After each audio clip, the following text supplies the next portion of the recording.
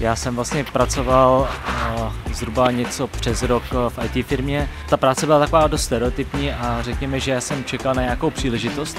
Když se na mě obrátil náš známý, že by měl vlastně hezké místo, kde by se dalo provozovat zahradnictví, tak ačkoliv jsem vlastně o kytkách v té době vlastně vůbec nic nevěděl, tak jsem si řekl, asi to je dobrý nápad, pojďme do toho. Když jsem se vlastně poprvé přišel podívat na ten pozemek, tak upřímně jsem se trošku zděsil, protože to bylo zarostlé trávou, nebylo tady nic, protože my jsme to vlastně budovali úplně od začátku, od nuly. Tohle je vlastně 4. rok. Co se týče čísel, tak můžu říct, že oproti vlastně v prvních letech jsme každý rok rostli zhruba o nějakých 100%, každý rok.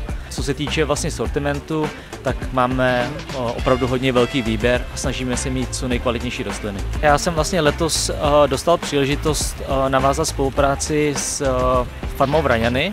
Je to jeden z mých největších českých zákazníků velkoobchodních a paní Hančová říkala, že se jí moc líbí naše květiny, náš sortiment a že ta kvalita je oproti vlastně některým jejich dodavatelům výrazně lepší.